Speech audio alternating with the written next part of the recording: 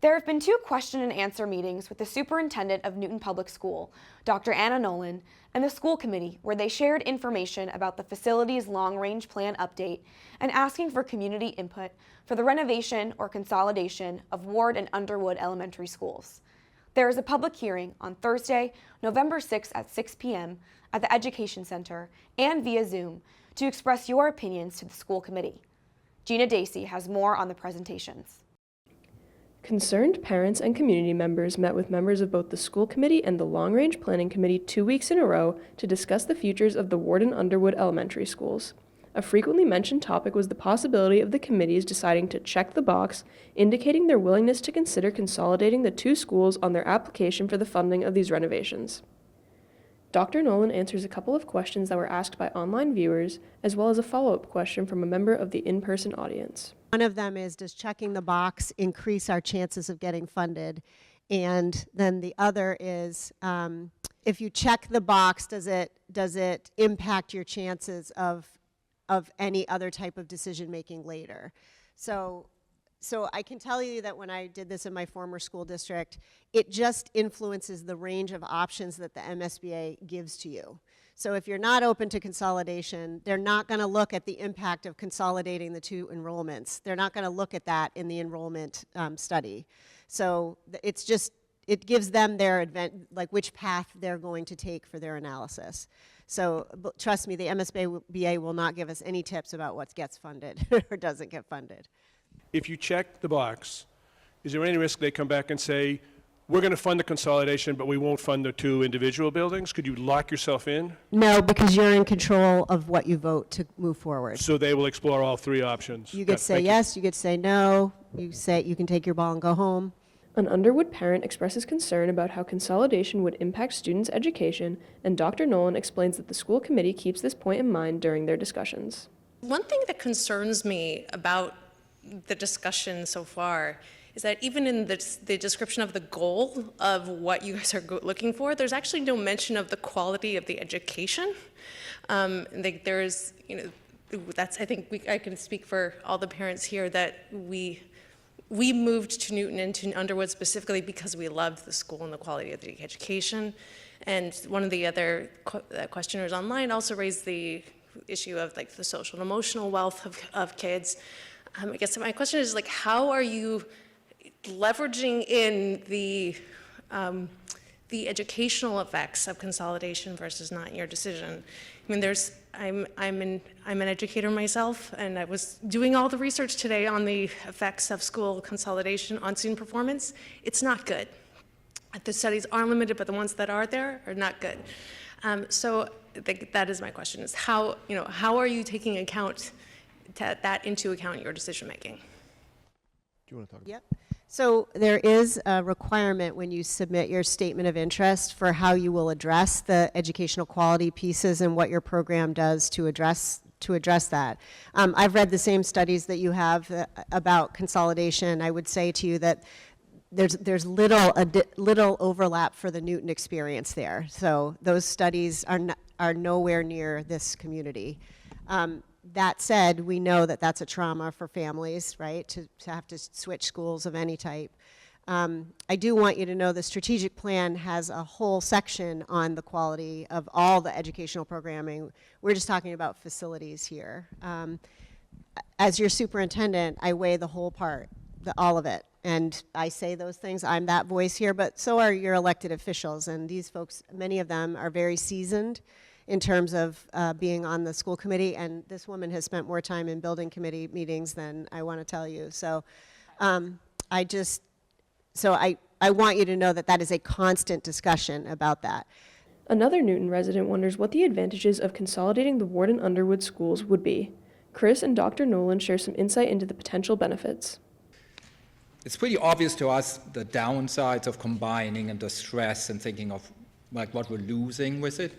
What's not clear to me is what might be the advantage of combining. Is it $500,000 of savings in capex of building the schools? Is it $10 million of savings?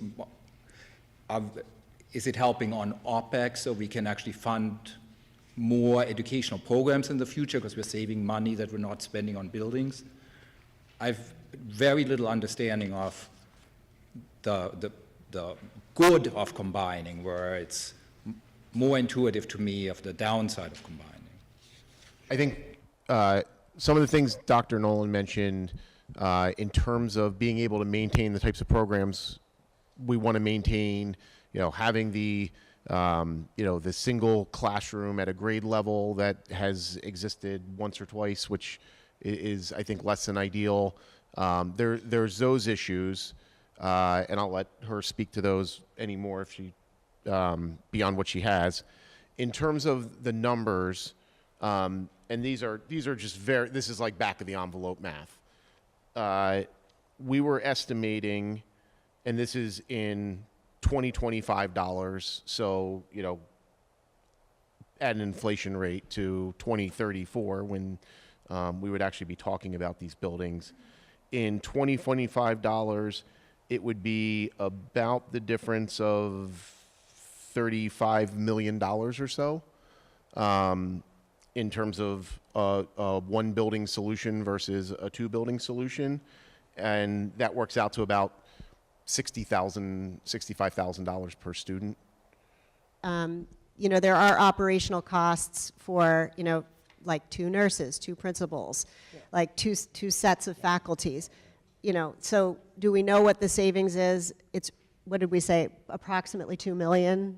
It's A couple million dollars, and that is annually. Another parent wonders why consolidation is being considered for Ward and Underwood while this wasn't discussed for previous school renovations. Chris and Tamika discuss what's changed between projects.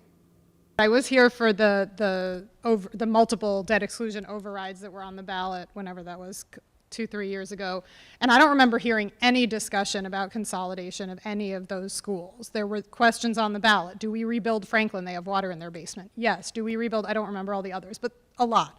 And the voters said yes. Now, there was a different override that we didn't pass, which I won't go there tonight, but I truly do not understand why this process is being treated differently than the processes that we have seen for all of these other schools. Lincoln Elliott, massive new school building. There are all these big new schools being built. So why are our schools being combined as part of one discussion? This wasn't a discussion with Franklin. This wasn't a discussion with Countryside or 2 debt exclusion overrides. And, you didn't have the concept of the tangent districts. They were larger school communities. They weren't sort of analogous situations from that perspective. I do think, and I said this Thursday night, what I was hoping to accomplish last year in bringing forward this discussion of neighborhood schools was to put a real blueprint together of what should this look like going forward? What are the considerations? What are the red lines? And the school committee just didn't come to an answer on those questions. I think that would have been enormously helpful. I don't know if the next school committee will even attempt to solve that puzzle or not, but we've got to move forward. Prior to 2020, that wasn't really an embedded part of this MSBA submission process, the box that you could check or not check, as it were, to consider or not consider whether consolidation may be something that you should look at. So that's one. It's relatively new.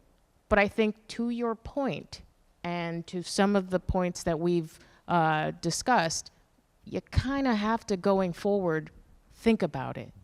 And I think going forward, we'll kind of have to always consider if checking the box is something that should be done. Does it make sense? A resident of Newton Corner shares the importance of community spaces and expresses concern about the possibility of losing one such space depending on what is decided in regards to the Underwood School. Tamika recalls Dr. Nolin's response from the previous week's meeting and expands with additional thoughts. You have heard from many people that the Underwood School is the heart of Newton Corner. Underwood is a traditional neighborhood school where neighbors are classmates and the school is a community institution. We've lived in Newton Corner for 50 years. Having had 3 children attend the school and now meeting my 2 grandchildren at the school every day before school starts, I can attest to the importance of the school in forming lifelong community ties. In walking to school, children not only exercise their own agency, but witness their friends walking with their parents in a ritual that emphasizes the importance of community and social connection. I'm returning to the question that I tried to ask via Zoom on Thursday night. How will the social and emotional benefits of having a neighborhood school, especially in a situation where there are no other places for families to meet and socialize, be taken into consideration when the decision about the Underwood is made? It was a short response, but the superintendent did address it. And my memory is poor, so apologies. I believe her response acknowledged the very acute connectivity between our schools and the community use of those spaces. We love and welcome the fact that our school buildings are places where our community is very much a part of the culture of what makes those schools thriving places for our school, our city, but also for the brochure of schools that we have. They are vibrant community gathering places where you can have meetings. They are multicultural nights. They are PTO gatherings and fairs and festivals. And I think, and sporting events, you know, let's not forget the sporting events. I think the heart of your question is that is embedded in how we think about the Newton Public Schools, all 23 of those buildings. And that would not be subject to change, even if these particular schools are renovated, rebuilt, or the thing we're thinking about, potentially consolidated someday. That would still be an inherent part of the character. It would shift. I grant your point, and I hear your point.